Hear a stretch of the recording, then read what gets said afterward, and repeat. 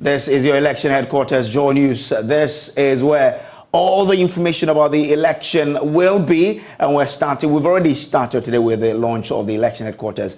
As we speak now, we understand that the MPP has been in a meeting at the Alisa Hotel. Both the National Executive Committee and the National Council have been meeting specifically to agree or disagree on the nomination for membership of their campaign team. We understand that that has been sorted out and the General Secretary is addressing the press. Now, let's take you straight to the Alisa Hotel now. Long ago, the National Executive Committee held an emergency meeting, which was also followed by an emergency meeting by the National Council of our party. Key issues that were discussed had to do with submission of proposed campaign coordinating committee from the flag bearer and leader of our party, His Excellency, the Vice President, Alhaji Dr. Mahamudu Bawumia. There were also discussions on parliamentary primaries and matters arising out of the parliamentary primaries. Without wasting my time, I'll zoom in to the campaign committee list that was submitted by the flag bearer of our party and subsequently approved by the National Council of our party. For the 2024 MPP campaign, both presidential and parliamentary, the chairman for the campaign is the flag bearer himself, Dr. Mahamudu Bawumia. The vice chairman for the campaign or the coordinating committee will be the vice presidential candidate, which we are yet to select. So the flag bearer is the chairman for the campaign, the chairman for the campaign, the whole campaign. So every committee will report to the flag bearer. Then we will have the national chairman, the former president J. Kufuor, President Nana Akufo-Addo, chairman and members of the National Council of Elders, former national chairman Mr. Freddie Blay, Madam Elizabeth Ohene, Reverend Joyce Ayi, and Madam Akusia Frima Osei Pari as campaign or as members of the campaign advisory committee. The General Secretary of the party will be in charge of the campaign operations.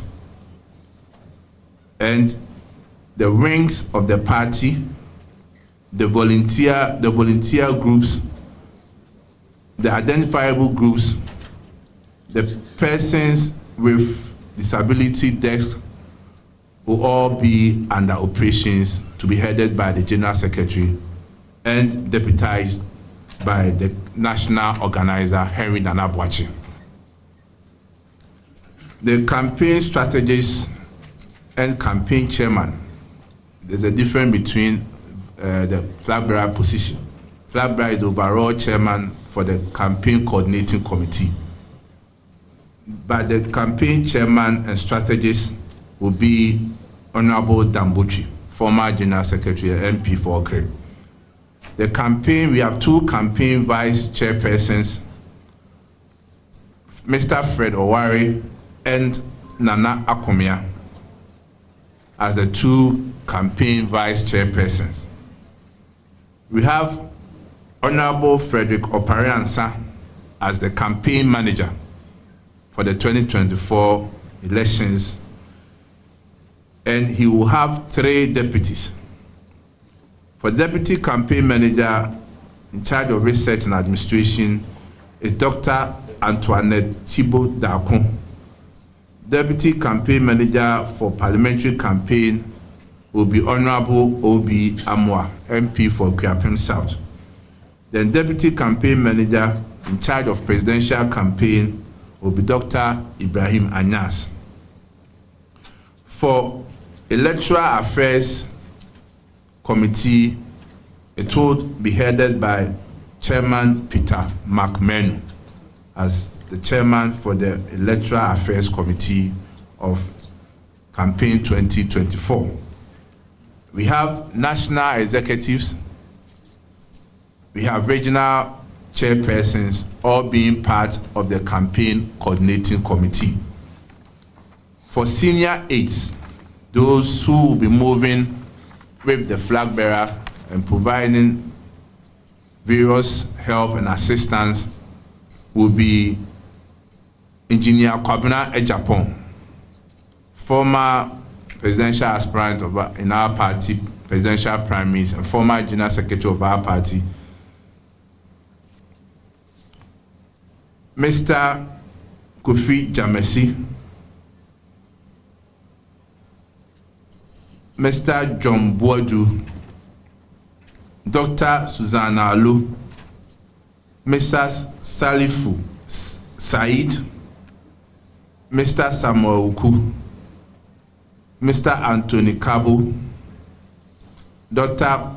Kwesi Nyame Befi, and Ni Ejesoa, the team that will be moving with the flag bearer and providing assistance to him. For identifiable groups, the coordinator will be Honorable Joseph Kujo as coordinator for identifiable groups. For Coastal Campaign, the coordinator will be Madame Mavis Hawa Kumsen. For Middle Belt Campaign, we have Honorable Dr. Ayu Afriye. Then for the Northern Zone Campaign, we have Honorable Dominic Nitu as coordinator. The spokesperson for the flag bearer will be Dr. Gideon Buako. For Director of Campaign Communications, we have Dennis Miracles Abuaji as the Director of Campaign Communications, to be assisted by two deputies, Mr. Adumako Befi and Akbar Kumeni as the deputies. For Social Media Coordinator, we have Krobia Asante. For Research, we have Dr. Isaac Ousu-Mensah. For Finance and Fundraising, we have Dr. Alolo Mutaka. And for Legal Matters, we have Honorable Frank Davis. Then Diplomatic Liaison will be headed by His Excellency Edward Boateng. So in a nutshell, this will be the campaign coordinating committee structure for the new Patriotic Party 2024 elections. But however, let me state that this is not just the total list. As stated by our flag bearer, every polling station executive, every electoral area coordinator, every constituency officer, every regional officer, and every national officer are all part of the campaign. So let's take note. So it's not just this list that I've mentioned who are going to run the campaign. We have all these people, over 200,000 party executives who are always going to be part of the campaign, alongside various volunteer groups and people who believe that the NPP is the best party to govern the country come December 7th. They are all part of the campaign structure.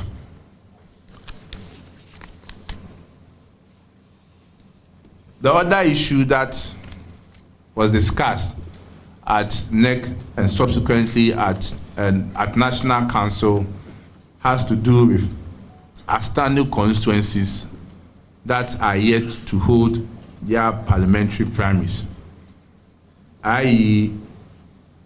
Elembele, Akufo-Addo South, Agona West, and Sunyani East. With respect to Elembele, the party has taken certain decisions, and unfortunately I cannot communicate it now because certain steps have to be taken before we can hold primaries at those constituencies. For Akuapem South, National Executive Committee, the body clothed with the power to govern parliamentary primaries in our party, has cleared the municipal chief executive to contest in the Akuapem South primaries. So he has been added to the list of contestants for the Akuapem South primaries. For Aguna West, the matter is before court, and we leave it for the court to determine the matter before we can take the necessary steps. For Sunyani East, as you are aware, vetting has been done, and for Sunyani East, nomination has been opened and closed, and it left with vetting. And once the vetting is done, the elections will come on for Sunyani East. On Yendi, the National Executive Committee took a decision and has given the matter to a 3-member committee to communicate the decision of the National Executive Committee to all interested parties.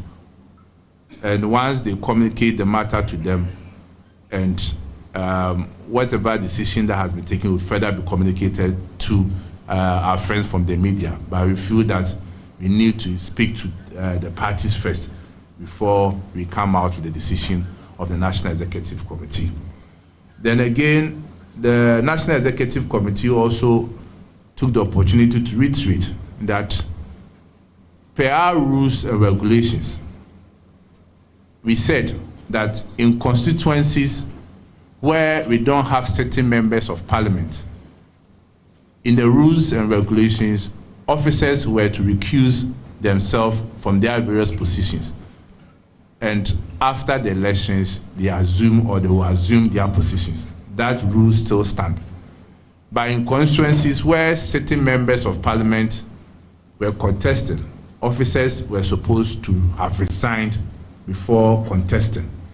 But where in constituencies the sitting member or certain members of parliament did not contest, then the rules of the orphan constituency were applied to officers who contested.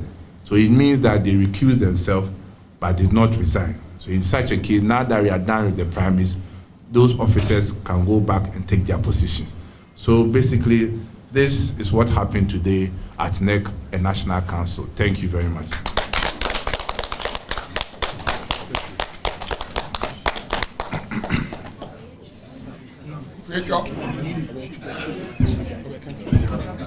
So there you have it, the General Secretary spelling out members of the campaign's coordination team. As we heard, the chairman of that coordination team itself is the flag bearer himself, Dr. Mahamudu Bawumia, with a lot of people forming part of this committee. In the coming day, there will be a lot to happen. I will be going back there to get some more update from our man on the ground, Samuel Imbura. We'll also be speaking to the campaign's communications director, Dennis Miracles Abuaje, to really understand, the sort of KPIs they do have, and also try to delve into the announcement of the flag bearer. Now, this is still the Joy News. The story or the breaking news is that the MPP has outdoored its campaign's coordination team for election 2024, with the flag bearer himself, Dr. Mahamudu Bawumia, acting as the chairman of the entire coordination team. He will be assisted by his running mate. Well, we've been joined on the line by the campaign's communications director of the Bawumia campaign 2024, Dennis Miracles Abuaje. Grateful to you, sir, for joining us here. First, congrats to you for this. We heard it, but we didn't know that it will be confirmed. It has been confirmed now, so congrats to you for this, position. Thank you. I think it's rather more responsibilities than congratulations, but nevertheless, thank you. All right.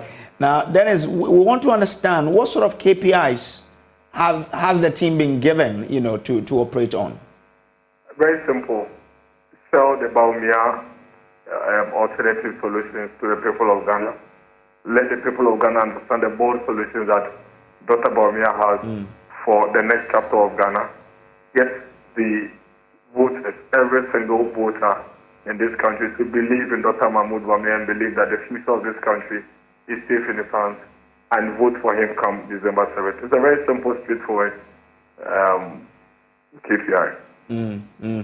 Now, what is also left now is for the campaign coordination team to come out with a manifesto. With your plans or your timelines, when are we to expect a manifesto from the MPP? I mean, we should be seeing the manifesto in the next 2-3 months. You know that usually when it comes to a manifesto, you have snippets of it coming out on the campaign trail, and it's being discussed. And so already Dr. Mahmoud Baumia, the flag bearer, has set the tone, and he's already put out about 70 policies for discussion, and that is going to be fleshed up in the manifesto. And then the details of it will also reflect in the manifesto. But in about 3 months, we should be seeing a full, completed manifesto out there for the people to digest. And I guess by now consultations with relevant stakeholders have begun. That has been going on since third week in November, and so a lot of it even went into the speech that the flag bearer made at the UTSA. And so you recall that right after the speech, you had a lot of stakeholders coming to align with some of the policy alternatives that he put out there. So yes, consultations have been going on. It will continue. The consultations even include the feedback that we are getting since the flag bearer speech, and we'll continue to refine and shape it. So we finally come up with a full manifesto in the next few weeks. Yeah.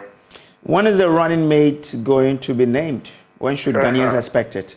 I mean, let's give the flag bearer the space and time to take that decision. Just as he's done with the team, I'm sure he would definitely come up with a very acceptable running mate to the people of Ghana and to the party. If you're a flag bearer, you need that running mate that will complement you, the one that would come with strength, that would complement your weaknesses, and the one that would give you all the backup that you require as a leader of your party and your country. And I'm very confident that the Vice President is engaged in serious consultations and talking to people to ensure that he gets a fine balance in the running mate that he will be picking.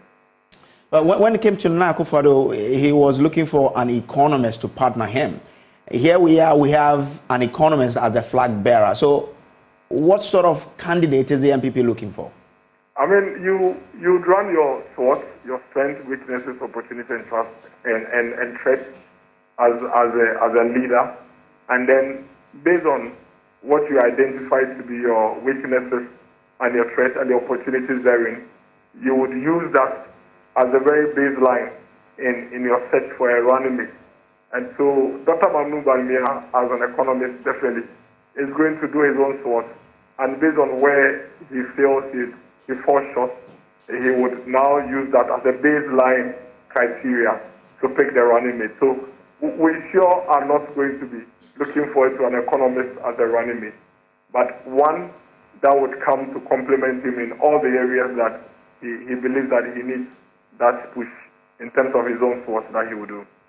Grateful to you, Dennis, for speaking to us. Dennis Miracles Abuaje is the campaign spokesperson for the Baumia campaign team 2024. Let's still stay with electoral matters because the Electoral Commission has backed down on its plans to change the date for the 2024 election, as well as returning to the indelible ink. The EC had planned to move the 2024 elections to November, as well as implement a host of other new reforms, including moving from the use of indelible ink. But the opposition NDC and a section of civil society kicked against these proposed reforms, warning it was too late. Speaking at the launch of the coverage of the 2024 elections, Deputy EC Chair Dr. Bosman Asare confirmed that the Electoral Commission will no longer go ahead with these proposed reforms. Kwekwa Santi of our political desk report from the launch of our election headquarters 2024 for an informed electorate. The NDC had vowed to resist these proposed reforms every step of the way. The minority leadership in the House had announced plans to block any review of existing laws to make way for these reforms to take effect. It appears the NDC has had its way and the EC will no longer implement these reforms. Deputy EC Chair Dr. Bosman Asare says the indelible ink will still be used in the 2024 election. The idea of using the indelible ink is like you are using 2 layers of verification. So the commission said if Mr. Evans Mensah is coming to vote, Mr. Evans Mensah will be verified electronically for us to know that indeed it's Mr. Mensah who has been verified. So when you want to go ahead and use the indelible ink, then clearly you don't have confidence in your biometric register. But as a listening institution, we've heard the concerns of the general public. We've heard the concerns of parliamentarians across the aisle, the MPP and the NDC, civil society members. And we've come to the conclusion that if by using the indelible ink, people will have more confidence in the process, why not? The Deputy EC Chair also announced the 2024 election will go ahead on the usual date of 7th December. And again, in terms of November or December, as you may be aware, we had a meeting with our political parties, and one of the major parties indicated clearly that they don't support the change of date from December to November in 2024. So as a commission, we know when the law requiring that to have such a change, you have to go to Parliament, to have 2/3 of the members of Parliament approving of that particular change. The commission has resolved that we are going to have the elections come December 7th as we did in 2020. The Ghana Police Service is warning persons who intend to foment troubles at the polls to stay away. DCOP Gabriel Prince Wabu is Director of Research and Planning. Hotspots. The whole country is a hotspot. So we are planning towards the whole country as a hotspot. We leave no stone unturned when it comes to like individual issues. Perhaps a major highlight of the election headquarters launch is the two parties' major commitment to peace ahead of the 2024 election. I, the Deputy General Secretary of the New Patriotic Party, will uphold peaceful coexistence, peaceful elections to ensure there is peaceful governance after victory for the 2024 general elections. The MPP pledges to ensure that there is peaceful, will contribute our quota to peaceful elections and contribute our quota to peaceful coexistence. Mustafa Bandi, the chief bodyguard of the General Secretary of the NDC, Honorable Fifi Jarikote, as his deputy, I stand for peace before, during, and after 2024 election. But with the economy set to be a key factor in the 2024 election campaign, former presidential candidate of the Convention's People's Party, Ivor Kobna Greenstreet, is not impressed with both the NDC and MPP's management of the economy. They claim to care and they make statements that would imply that they care, but their actions and the facts that are obvious for everybody to see to demonstrate to them that all is not well with the state of the nation. They will claim that it's due to external forces or other reasons. And they will give us their usual platitudes and long stories. Your election headquarters is launched now, and Joy News is now set to roll out a number of comprehensive programs, including the election brief, Ghana Connect, elections boys quarters, and a host of other captivating programs to help you make informed choices this election year. Reporting for Joy News, Kweku Asante. Well, some Ghanaians in Accra, Kumasi and Tamale, including the president of the Greater Accra Region Market Association, Mercy Afrawa Najan, have been telling Joy News what will inform the direction of their thumb during the election. I, as the president of Greater Accra Market Association, we want our markets to be renovated. We should have proper car parks. We should have educational system in the market, health system in the market, fire service in the market, police in the market. You have fire service at Makola? Yes, but not all the markets. We have lots of markets that will have to run about 2 miles before they get to fire service. They should be with us. Growing up as a youth in Ghana, so far the successive government and then the former government haven't met my expectations yet. Honestly, when you take issues of sanitation, that's my background. Let me start from there. When you take issues of sanitation, you come to the central of Ghana, which is Accra. As at 9 a.m., you see traffic, thinking that maybe there's a truck which is being causing the traffic. But you realize that you go and then there are huge sums of waste left. It can be 2 days, 3 days, and then this waste is causing traffic. Meanwhile, the government has contracted people, institutions to be dealing with sanitations in Accra. And then they neglect it. The government too, or the various stakeholders who are responsible to be checking all those things do not give an ear to it. I'm expecting the government to do more infrastructure on the education system, because there are so much complaints about the education. And also I'll talk about job. They should also create jobs for the youth so that the unemployed should be less. By the businesses, first, we know most of our imports, most of our goods are imported from outside. So we want the stabilization of the dollar. The dollar must be stabilized so that we can make forecasts and programs as far as business is concerned. Because as it is now, you can't program anything. Today the dollar is 12.5, the next day is 13, the next day is 13.5. So it makes planning difficult as far as business is concerned. So we're expecting a stabilized dollar. And in doing so, we want the government to make sure that we reduce the imports to the barest minimum as far as most of the things like food importation is concerned. We have an arable land which can produce enough for us, but we've been so much lazy over the years as far as ideas are concerned concerning agriculture. So this time around, we want well-thought agricultural programs where land acquisition may be easy for anybody who wants to embark on commercial farming, so that we can farm in large quantities to produce enough for us than importing onions, tomatoes, and everything from outside country. It's not helping us. So we want well-thought programs, that achievable ones, that will help this country. Irrigation must be a priority, and large-scale farming must be a priority. Cheap loans to farmers must be a priority. Sales, as far as marketing of the farm products, preservation of the product, all these things must be well thought and programs were tailored for it, so that it won't be just rhetorics and slogans that doesn't achieve anything. Now, as political parties begin to announce their policies and programs ahead of the election, persons living with disabilities are not impressed with the political parties' lack of clear action to deal with the issues that are important to them. Mohammed Lansa is in charge of learning, documentation and communication at the Ghana Federation of Disability Organizations, who lament that political parties do not seem interested in their concerns. And Charles J.C. Bentum, a person living with a disability, speaks about some of their challenges. Within the Greater Accra, especially, we were facing transport challenges, especially when boarding public transport. It's very, very tedious, especially when we're taking it from the stations.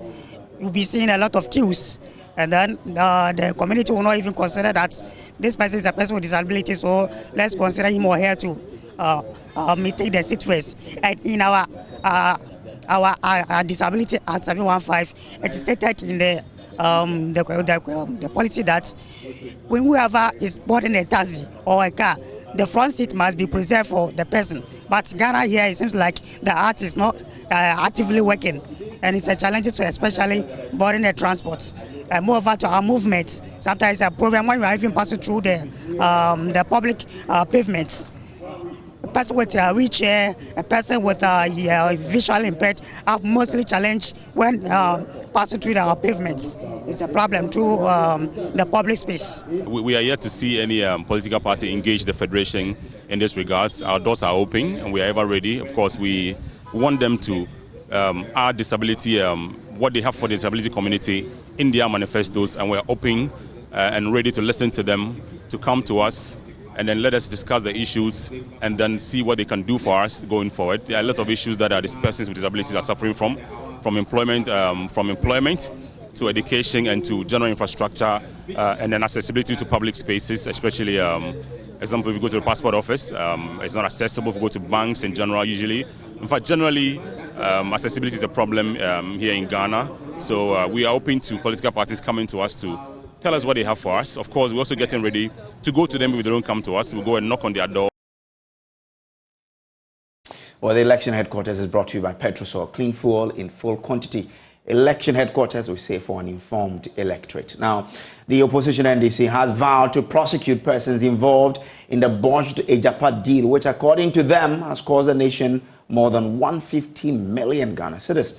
It will be recalled that in August 2020, the government of Ghana proposed to sell majority of its future gold royalties from mining leases to an offshore company, Agyapa Royalties Limited, registered in the Jersey, British Island. Under the deal, the government would sell 49% of the shares of this company through a public offering and keep 51% stake. Now, the government deemed this as an innovative financing solution to help ease the country's debt crisis. The opposition and CSOs criticized the deal, citing several infractions. Now, addressing the press during its Moment of Truth series, the party's communications officer, Sami Jemfi, accused President Akufo-Addo and MPP flag bearer Dr. Mahamudu Bawumia of overseeing one of the most corrupt regimes of the Fourth Republic. Last week, the CEO of the Minerals Income Investment Fund, Edward Nanaya Cranton, disclosed at the Public Accounts Committee sitting that government spent $12 million on the Agyapa royalties deal. On the back of this revelation, the opposition NDC says it will investigate and prosecute persons involved in the deal, which has since been suspended. They have distributed all this money among themselves under the guise of expenditure on an aborted, stillborn Agyapa scam. We are totally disgusted, and I believe you are too, by this wanton dissipation of public funds on a needless and useless venture by a government that rode on the back of an anti-corruption campaign into office with a promise to protect the public purse. The party accused the flag bearer of the MPP, Dr.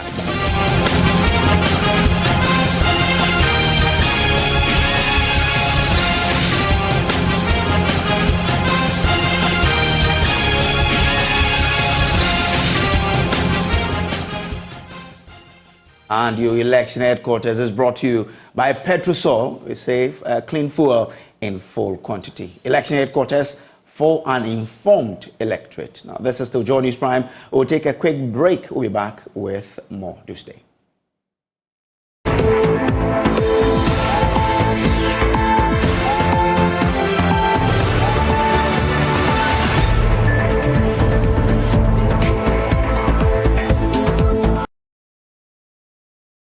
Welcome back from the break. Now, many coastal communities are known for the high incidence of teenage pregnancy. But here in Accra's coastal community of Jamestown, some adolescent girls are defying the norm to change the narrative. Now, despite the tempting desire to engage in vices, including early sex and abuse of drugs, they have resorted to helping their mothers sell at the beach to raise money to pursue their dreams. Joy News' Adobe Asaria has been interacting with them and has come through with this report. In the coastal town of Jamestown, a group of young girls find themselves at crossroad. While some chose the path of leisure and loitering about the bustling market square, others have embraced a different journey. Some of the young ladies I see in this community do nothing but loiter about. Some indulge in all sorts of vices and get pregnant when they are not ready to have children. Among these diligent girls is Rita Tego, a spirited young girl who, instead of spending her days in idling about, has dedicated herself to helping her mother sell the day's catch at the beach. I'm here to help my mom. It's not like I don't have anything to do or I don't have a goal to attend school, but I completed school last year at Odogono Sinai, and I'm in the house. I'm not doing anything. I have to help my mom for her to get money. So this year by this time, I'll be attending university. It's good too, because if I'm sitting home, I'm not sure that I'll get some pocket money to get something to do. Not far away is Princess Addo, a savvy entrepreneur in the making who is committed to pursuing her own venture. Armed with creativity and resilience, she braids and makes wigs by night and helps her mother by day at the shore.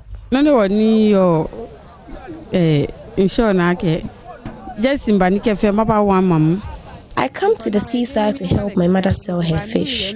I have my own handiwork I do to earn some money as well. It is not as if I despise my mother's fish business. In fact, I have been helping her for a very long time now. I just love to braid. I have knowledge about everything with regards to hairdo, and I am focused on doing that and doing it well to be able to fend for myself. In life. As the day unfolds, the contrast between these two groups become apparent. While some young girls reveled in carefree afternoons, others navigated the challenges of entrepreneurship, learning invaluable lessons that echoed through the town. A few of these ladies in the community are also trying their possible best to do decent handwork to fend for themselves. The goal in this pursuit is to write the narrative of being the few adolescent girls who emerged from the coastal community with their dreams intact and not thrashed under the burden of being a teenage mother or drug addict. Now, henceforth, if you are a regular user of the Metro Mass Transit, get your tap and go card ready, as you will need just a tap to make payment for the services of the company. With this card, you will not need to carry physical cash on you to make payment at all Metro Mass Transit terminals nationwide. Now, this paradigm shift in the operations of the state-owned transport company follows the launch of a single transport card to pay for the services of the company dubbed Tap and Go. Vice President Dr. Baumia says the new technology will remove the human interface from the revenue mobilization chain of the company and ensure all funds generated go directly into the bank account of Metro Mass. There is more in this report. Corruption has been cited as a main hindrance to the effective running of state-owned transport company Metro Mass Transit. This has led to the under-collection of revenues that must be realized from transport fares. To correct this, government has introduced an innovation, the Tap and Go, a digital card preloaded with cash to allow passengers to simply tap the card on a fixed machine on the bus to pay for their fares. Launching the platform, Vice President Dr. Mahamudu Baumia said the new platform will improve revenue mobilization and eliminate corruption.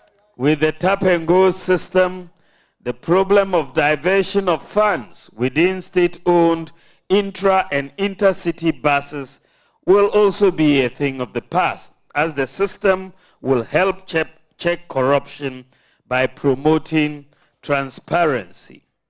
Ladies and gentlemen, it is important to note that before the Tap and Go system was implemented by Metro Mass Transit, the audit report showed that Metro Mass Transit was losing 50% of its revenue annually. 50%.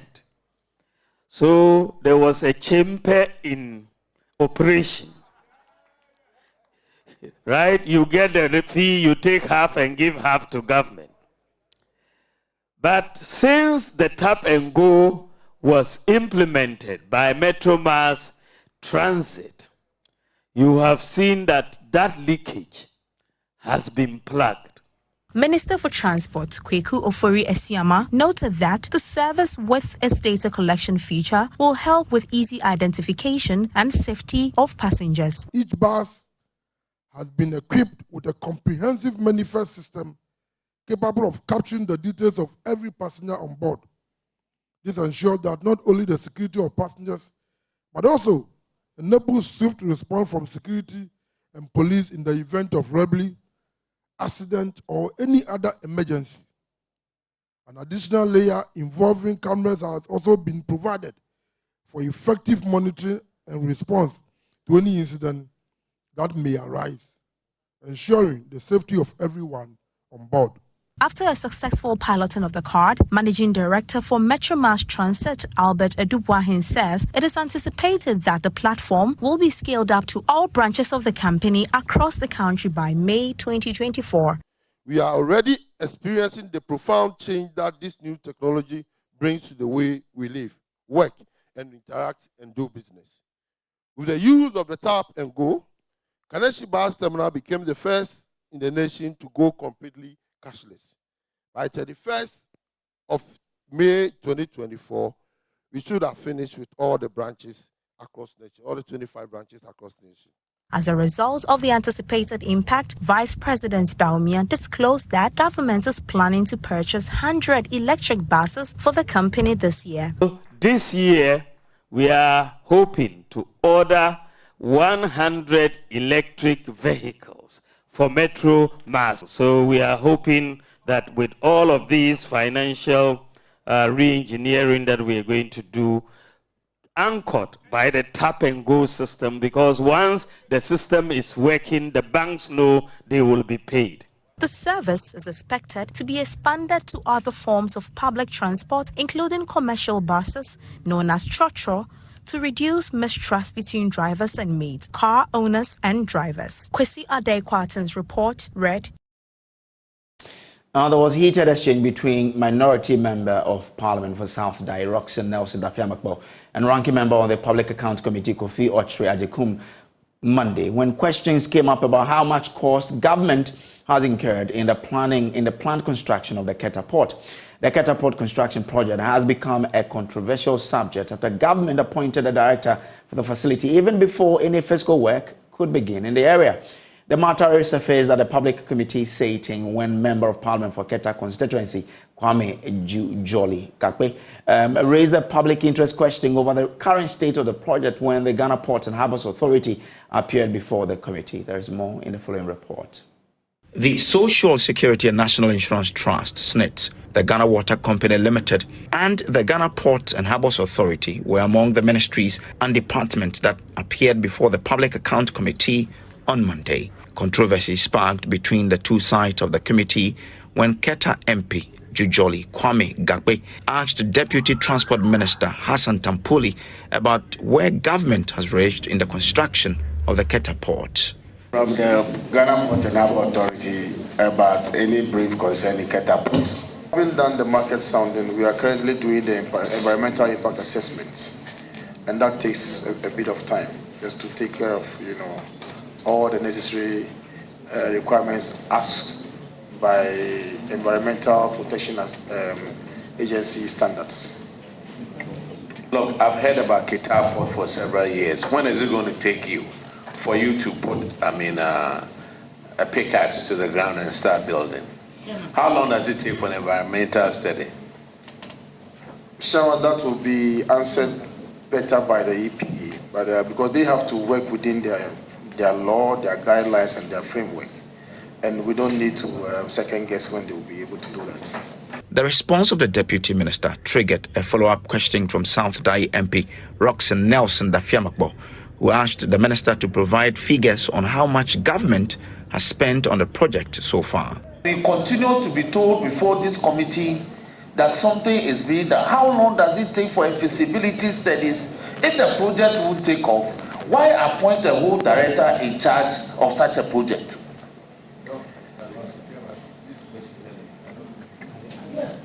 Mr. Chairman, the same question. Mr. Chairman, I think that this question has been asked. And yes, the question has been asked. I am saying that the matter of the Keta Seaport is whimsically treated. Anytime we ask questions, we just ask how much has been spent. For the past 4 years, we are told that it's not known.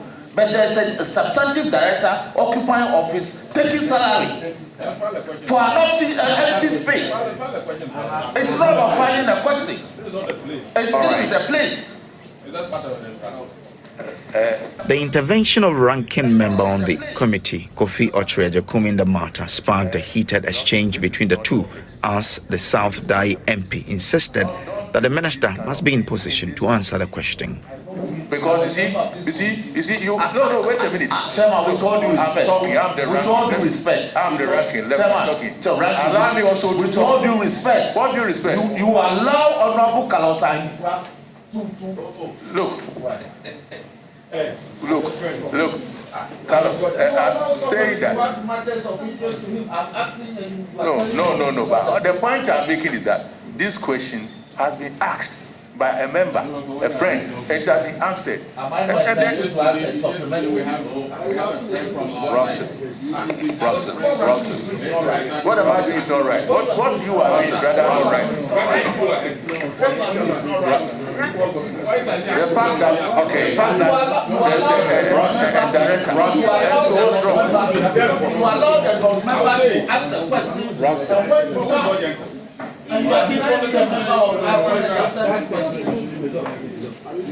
After about 5 minutes of exchange, which brought proceedings to a temporary halt, the chairman of the committee intervened. The Ghana Meteorological Authority also told the committee it was exploring legal options to retrieve a $10 million debt owed by the Ghana Airport Company and the Ghana Civil Aviation Authority. The minister signed a letter and we sent it to Agyapa.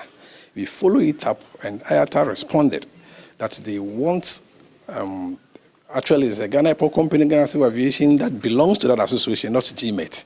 So for them to be able to respond to our letter, they need authorization letter from Ghana Airport Company and Ghana Civil Aviation to be able to split the money from source. And this, we follow it up with Ghana Airport Company and Ghana Civil Aviation. And fortunately, Ghana Airport Company has written the authorization letter, and Agyapa has done the splitting of the monies that the Ghana Airport Company is supposed to give it to GMET from source.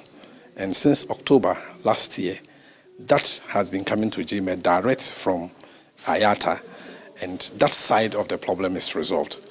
Now our challenge is that Ghana Civil Aviation is not giving this authorization letter to Agyapa to enable them do the splitting from source for us to get our money. But let me quickly add that when even it's resolved, they give this letter, it will be the monies that are to come, that will come to us, but the arrears. And later part of the year, my board gave me authority to use all legal means to collect the arrears. So we will do something about it. The committee resumes on Tuesday to hopefully bring its 1 month long hearing to a closure. James Avaji's report read to you. Oh, this is still Joy News Prime. We'll take a break. We'll be back with showbiz. To stay.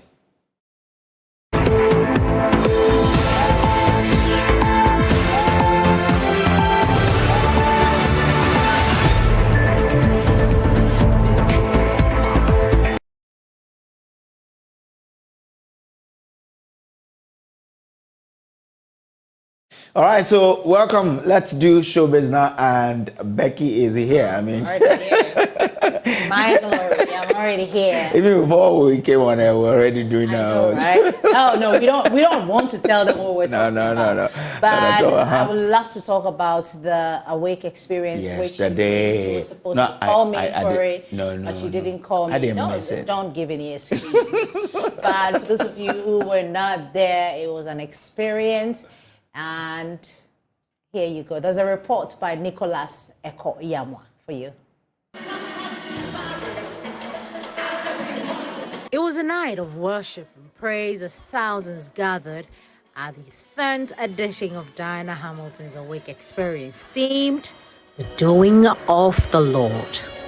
The event, held at ICGC Christ Temple East, saw electrifying performances from renowned gospel acts, including Ghana's legendary Daughters of Glorious Jesus.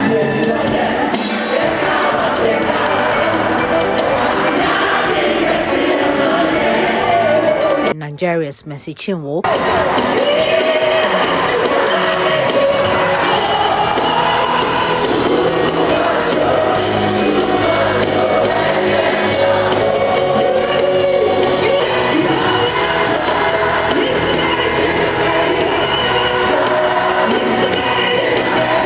Dinah Entry Hamilton, oh my goodness, did not disappoint.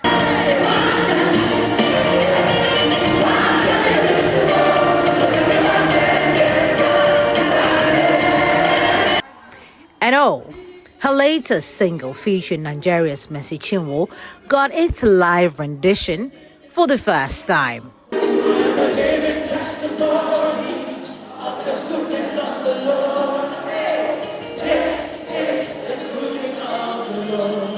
Patrons couldn't hide their excitement and joy. It was an experience. That is great. The other artists on stage were lovely, and we had an opportunity to sing our praises to her. As you can see, I don't need to say anything. Jesus is being glorified. The experience has been really amazing. God is indeed here. Very massive, very massive. I'm enjoying myself. I bless God for it. That Almighty God bless her. God bless her. Once again, I'd like to leverage. It was an amazing experience here. My expectations exceeded actually. It was amazing. Just as expected. In fact, overwhelmed. Everything was beautiful. We just love it.